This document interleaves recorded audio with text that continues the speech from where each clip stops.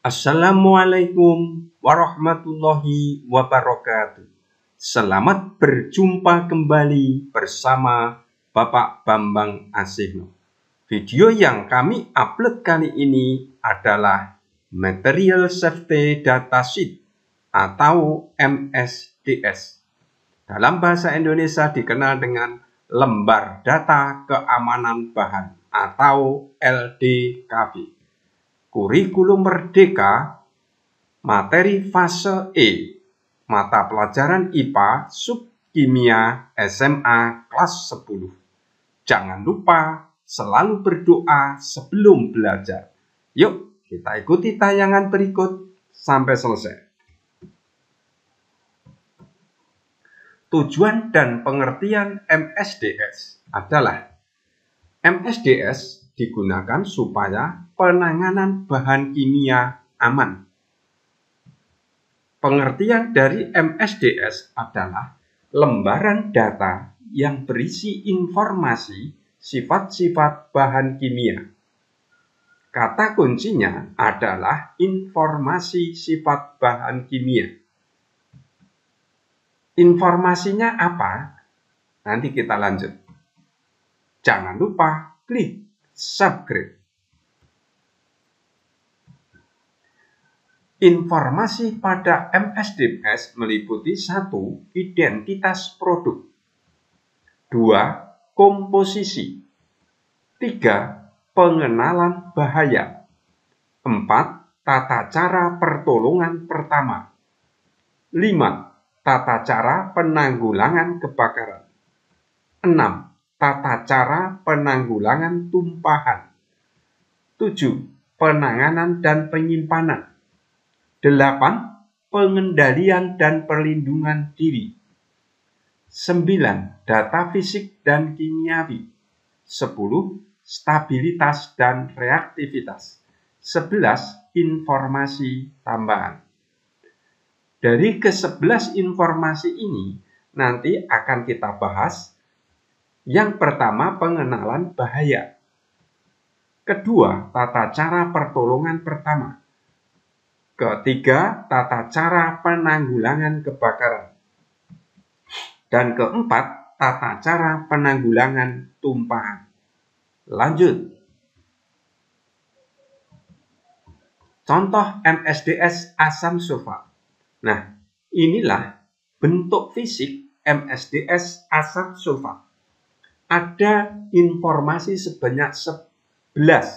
Bagian 1, bagian 2, 3, sampai bagian 11 informasi tambahan.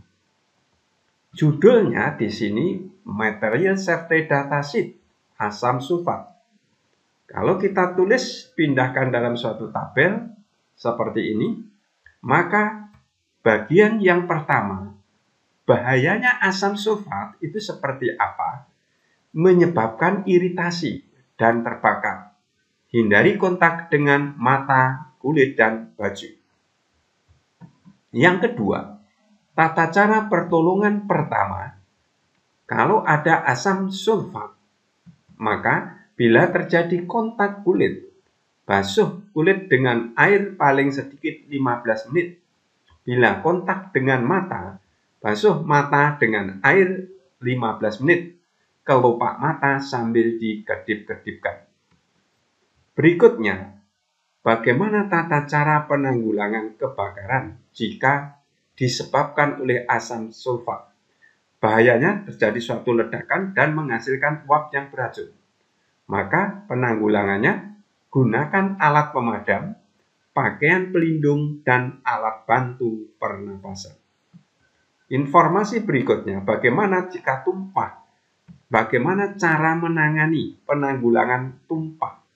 Jika asam sulfatnya tumpah, maka serap tumpahan dengan lap basah, kemudian letakkan dalam tempat sampah kimia, atau bisa juga dinetralkan dengan basa lemah. Lanjut, jangan lupa klik subscribe. MSDS natrium hidroksida. Ini bentuk fisik MSDS NaOH seperti ini. Yang pertama, bahayanya apa? NaOH atau soda caustik menyebabkan iritasi dan luka bakar. Hindari kontak dengan mata, kulit, dan pakaian. Pertolongan pertamanya bagaimana?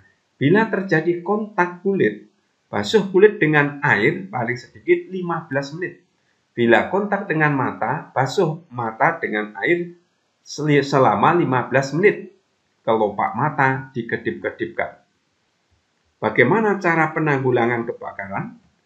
Gunakan alat pemadam, pakaian pelindung, dan alat bantu pernapasan. Bagaimana jika soda caustik tumpah?